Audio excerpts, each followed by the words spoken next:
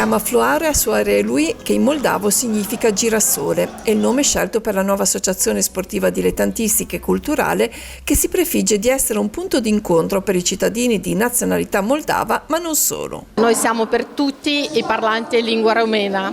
Noi siamo per tutti quelli che hanno bisogno di parlare, magari non essere capiti in italiano, facciamo la traduzione, insegniamo ai bambini la nostra lingua e diamo tanto altro supporto alle nostre donne, ai nostri bambini e anche ai nostri uomini.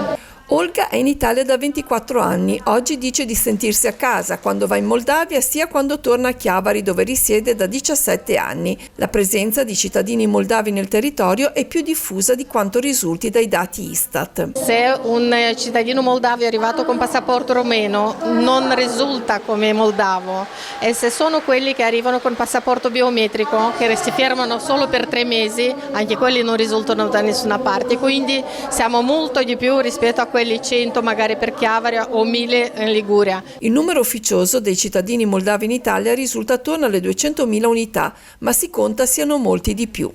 L'integrazione è stata perfetta, anche perché il ruolo che hanno assunto, specie le nostre donne, si sono ben integrate, hanno cercato di ricostruire nell'ambiente familiare di accoglienza quello che hanno lasciato.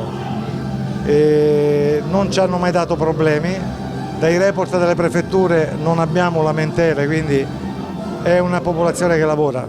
Nel salone parrocchiale di Ribasso, a Chiavari, l'inaugurazione dell'associazione è coincisa con la visita di benvenuto per l'ambasciatore, salutato da canti, balli e poesie tradizionali. Un'associazione di moldavi che si chiama Floarea Soarelui, e noi come ambasciata promuoviamo appunto che tutti i moldavi si uniscano a questa associazione. Trovarsi in delle feste così, vedere la gente tanto commossa, che ballano, che per me, guarda, è una cosa veramente dal cuore. L'ho fatto con tanto cuore e le mie donne che si sono impegnate hanno messo il cuore in questo.